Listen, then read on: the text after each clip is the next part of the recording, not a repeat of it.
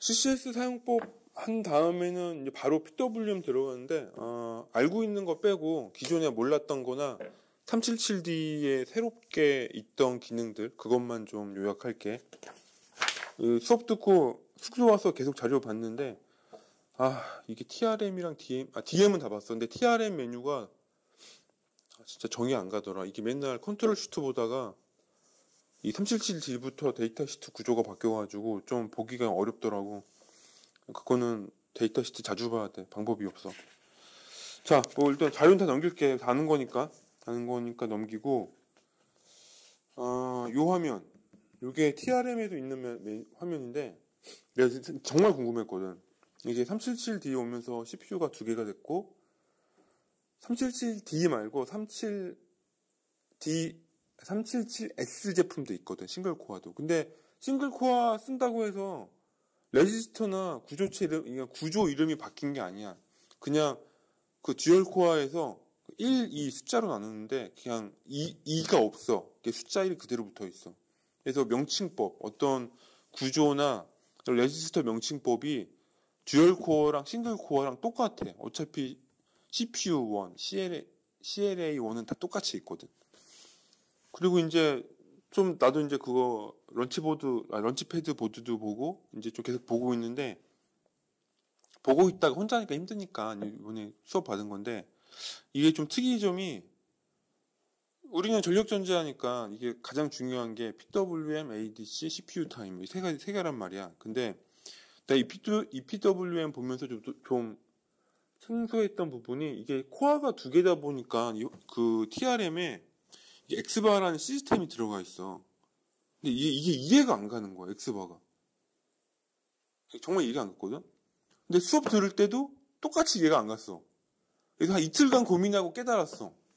이게, 내가 좀 이따가 377D, 이거 DM 매뉴얼 보고 설명해 주긴 할 건데, 그 패키지에 피지컬하게 붙어 있는 핀은 예전과 비슷하게 그 GPIO 먹스 레지스터나 새롭게 추가된 그룹 먹스, G먹스라는 거 2개로 제어가 돼. 우선 그걸 이해해야 돼. 뭐냐면 이거 잊어버리고 그 28377 페리페럴의 입출력 신호는 그 28377의 그 패키지의 물리적 핀에 예전과 마찬가지로 먹스나 G먹스라는 레지스터를 통해서 설정을 하는 건데, 여기 X바 이런 건 뭐냐면, 이 PWM 이 X바 뭐 크로스바 이거 나오는 것들은 이 PWM 밖에 없어. 자세히 보면. 봤더니 뭔가 했더니, 이게 그러니까 그 아날로그 시스템이 엄청 많이 바뀌었거든. 엄청 개선이 됐어. 특성이 좋게.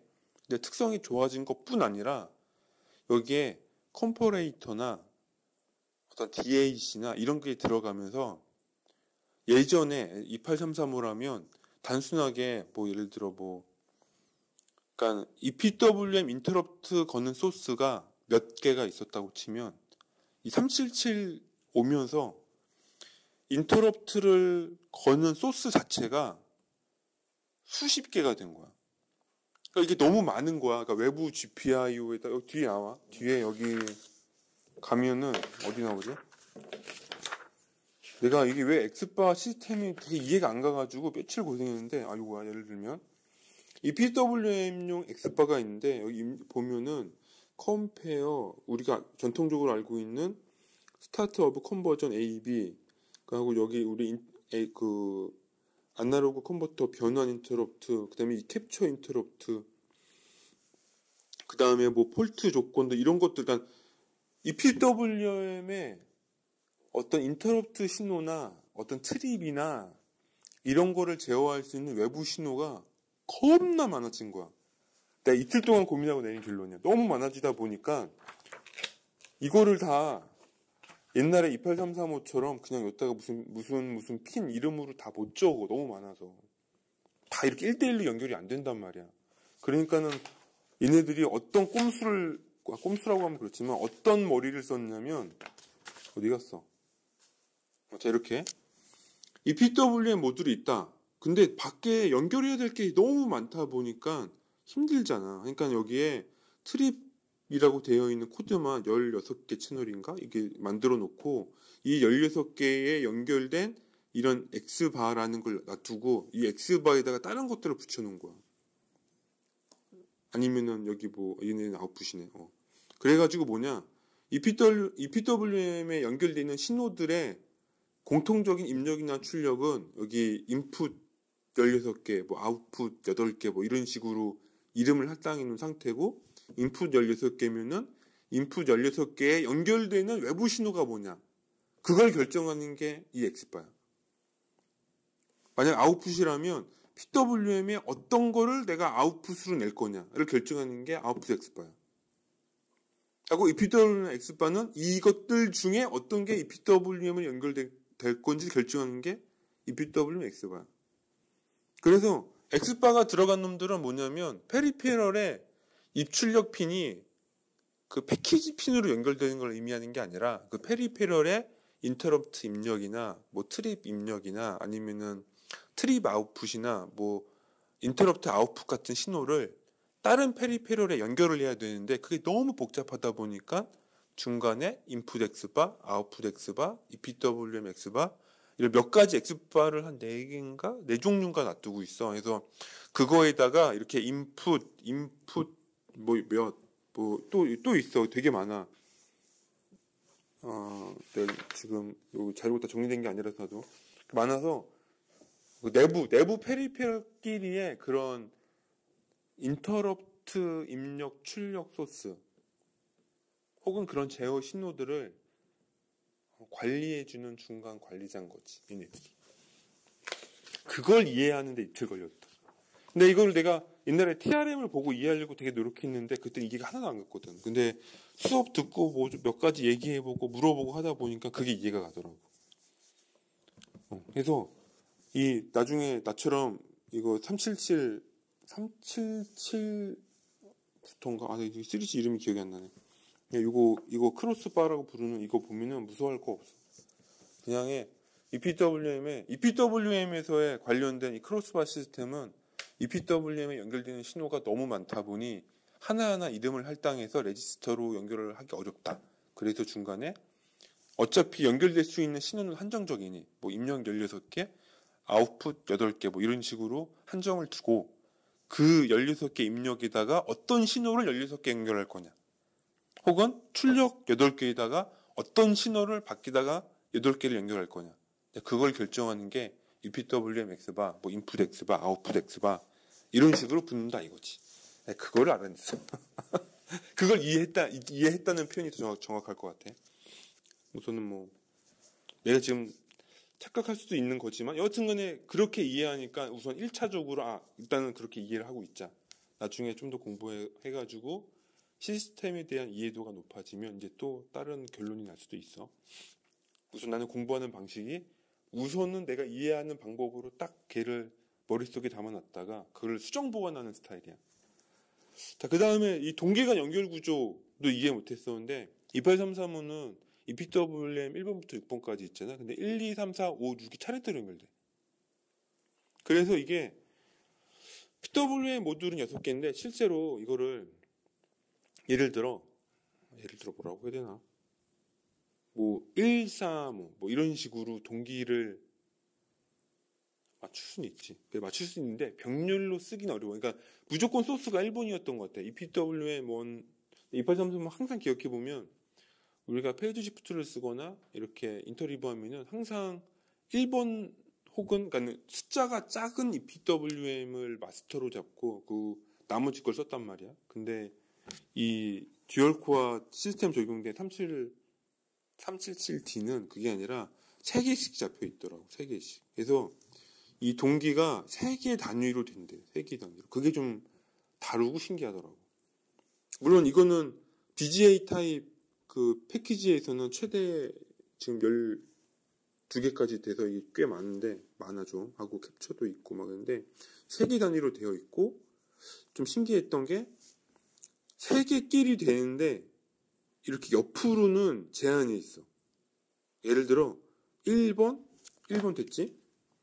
1번이 이렇게 와서 그러니까 1번이랑 4번, 5번, 6번은 동기화가 돼. 근데 2번이랑 4번, 5번, 6번은 동기화가 안 돼. 왜냐면 신호가 여기 아랫방향으로만 가거든. 그게 틀리더라고. 물론 3, 4는 아예 그런 게 안 됐지만은 여튼간에 얘도 좀 특징적이다 이거지. 세 개 단위로 묶여 있고 옆에 거끼리 묶으려면 이 세 개 단위의 그 마스터에 해당하는 개랑 나머지 것들이랑 연결된다. 하고 숫자가 커지는 방향으로밖에 안 되고. 그런 게 좀 약간 동기화 구조가 3, 3호랑 좀 달랐던 게 좀 기억이 남아. 그렇고. 그리고 이제 좀 구조적으로 달랐던 것 중에 이제 공부해야겠지만 28377에 들어가는 EPWM은 타입 4래. 이거 0번, 1번, 4번 있대. 3은 문제가 있어서 뭐 건너뛰었다고 들었거든. 그래서 377 뒤에 있는 EPWM은 타입 4. 가장 최근 거고. 다 이해했는데 하나 이해한 건 이거였어. 디지털 컴퍼레이터가 있다는 거. 디지털 컴퍼레이터는 ADC랑 독립적인 하나의 구조인데 이게 아날로그 입력 포트랑 DAC를 조합해서 우리가 오피앰프에 비교기 기능을 하는 거야. 그래서 이거 가지고 실제 트립을 걸거든. 그래서 이거랑 관련된 신호가 엄청 많이 증가했어. 그래서 아까 전에 엑스바 같은 시스템들도 나온 거고. 그래서 이게 좀 기존이랑 많이 달라졌다. 그래서 그게 좀 유념적이었고, 마찬가지로 여기 뭐 인풋 엑스바도 있고, 그리고 여기 EPWM 엑스바도 있고, 또 어디 아웃풋도 있었던 것 같은데 여기 없나? 이런 것들이 좀 특장적이고, 요거에 혹하지 말라고. PWM 나가는 거는 예전과 똑같이 GPIO MUX나 GPIO GMUX 레지스터로 설정하도록 되어 있어. 그거는 TRM도 이따 봐야 돼. TRM을 봐야 돼. TRM이 옛날이랑 좀 달라져서 좀 짜증나긴 한데 여튼간에 봐야 돼. 그거는 지속적으로. 그 다음에 좀 특이사항은 아니지만 뭐랄까 이거는 내가 뭐 너무 익숙해져서 그런 건지 어쩐 건지 모르겠어. 근데 그 우리가 이 PWM은 TV 클럭을 기준으로 하는 건 알고 있지? 근데 이게 어떤 개념으로 좀 받아들였냐면 뭔가 계산하기가 굉장히 좋더라고. 이게 클럭 때문인지는 모르겠는데 그 2837이나 뭐 379D는 최고 CPU 클럭이 200메가거든. 근데 최고 속도로만 쓴다고 치면은 이게 반주기에 이게 또 기본이 반주기인가? 그래가지고 200메가 들어온다고 치면은 반해서 TV 클럭 최대치가 50메가야. 물론 그보다 낮춰서도 쓸 수 있는데 그냥 디폴트로 50메가라고 치면 TV 클럭은 50메가고 한 클럭에 5나노야. 그러니까는 나머지 이그젠플 할 때 엄청 계산하기가 좋더라고. 왜냐면 2833은 150메가라서 한 클럭 빨리 하면은 6.66나노인가 이랬거든. 보통 두 클럭 하면은 13.33나노를 기본적으로 썼기 때문에 우선은 그런 부분이 좀 계산하기가 되게 좋아졌다? 그러다 보니까 이 TV 클럭에 대한 개념이 되게 더 머리에 쏙쏙 들어온다고 해야 되나? 약간 그게 좀 신기하더라. 이게 좀 그랬고.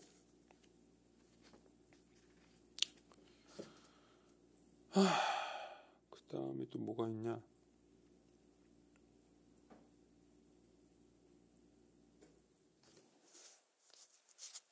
뭐 이런 거는 뭐 정기적 스펙이니까 데이터 시트 봐야겠지. 일단 그런 거. 그리고 이거는 내가 TRM에서도 확인했던 건데 이 PWM에 이제 컴포네이터가 4개 들어있어. 그래서 그 TV CTR 여기 우리 타이머 카운터 레지스터 있으면 우리가 PWM A, B 만드는 거는 예전이랑 똑같이 컴페어 A, 컴페어 B로 하는데 컴페어 C랑 D가 있어가지고 인터럽트 발생 주기가 발생한 소스들이 굉장히 많아졌고 실제 EPWM의 그런 시간적인 조정 그러니까는 이렇게 우리가 여기 있잖아 이렇게 EPWM 걸리면 예를 들어 AD 컨버전 시작을 한단 말이야 그럼 시간이 약간 소비가 되잖아 그런 거를 컴페어 C나 컴페어 D를 이용해서 실제 EPWM 인터럽트를 AD 컨버전이 소비되는 시간만큼 앞당겨서 할 수가 있잖아 옛날에는 그거를 컴페어 A를 풀 데드밴드 모드를 쓰고 컴페어 B에다가 걸었는데 지금은 그냥 A, B는 아예 따로 쓸 수도 있고 C나 D에다 건다는 거지. 그래서 컴페어 레지스터가 2배가 돼가지고 인터럽트 발생한 소스들이 엄청 많아졌고, 그런 이 PWM의 미세한 시간 조종들이 훨씬 더 좋아졌다. 약간 그게 좀 이제 이해도 가고, 또 이제 막상 또 얘기 들어보니까 또 더 잘 됐던 것 같아. 그 다음에 신기했던 거는 없어. 다 똑같아. 다 똑같고, 이거 있다. 데드밴드 타이밍이, 데드밴드 이거 카운트가 14비트가 됐어. 옛날에는 7비트인가 10비트인가 좀 더 작았는데, 이게 그때 물어봐서 얘기 들었던 건데, 377D는 데드 밴드를 결정하는 요 카운터도 훨씬 더 커져가지고 되게 미세하게 조절이 되고, 이게 그 시스템 클럭 기준으로 움직여. 이게 내가 28335는 TV 클럭 기준인지 시스템 클럭인지 기억이 안 나는데, 얘는 지금 확실히 데이터 시트상으로 봐도 이런 트립이나 이런 라이징 폴링 엣지 이 카운트가 시스템 클럭 단위야. 그래서 계산하기가 되게 좋아. 이 8335는 내 기억이 맞다면 TV 클럭에다가 곱한 값이었어. 근데 377D는 시스템 클럭 기준이란 말이야. 그러니까 200메가 움직이면 하나에 5나노거든. 그러니까 5나노 곱하기 카운트 값 하면 그게 바로 데드 타임. 계산하기가 더 좋은 거지. 왜냐면 TV 클럭은 프리스케일 값이나 이런 것 때문에 물론 최고 속도로 쓰긴 하지만 뭐 혹시 낮은 속도로 쓰는 경우라면 이 TV 클럭은 조정이 된단 말이야. 그러면은 TV 클럭으로 데드 타임을 조절하면, 이건 시간을 계산하면 사실 그때 계산을 다시 해줘야 되잖아. 그런 게 좀 불편했던 것 같은데, 이 377 있는 제품은 그냥 시스템 클럭 단위다 보니 이 카운터 값도 훨씬 늘어났고 시간 계산하기도 훨씬 편해지고, 그런 게 좀 다르다? 그랬고, 그 다음에 이거 지금 엄청 늘었어. 인풋 X바, PWM X바, 여기서 나오는 이 트립 신호 조건들 엄청 늘어나가지고, 여튼 뭐 그거는 좀 새로운 거니까 알아두면 될 거고, 자세한 건 나도 공부해야 돼. 그리고 좀 특이했던 게 뭐가 있었지? 이것도 틀렸어. 그 2833은 인터럽트를 한 번, 두 번, 세 번까지 카운팅 할 수 있었거든. 근데 얘는 최대 15번까지 카운팅 하더라고. 엄청 많이 카운팅 하는 거지. 그러니까 우리가 PI나 뭐 ADC에 발생하는 인터럽트를 이 PWM의 이벤트 트리거가 최대 15번까지 세고 그 다음에 인터럽트가 생긴다는 거잖아. 이런 부분이 좀 약간 달랐다. 그 다음에 특이했던 거는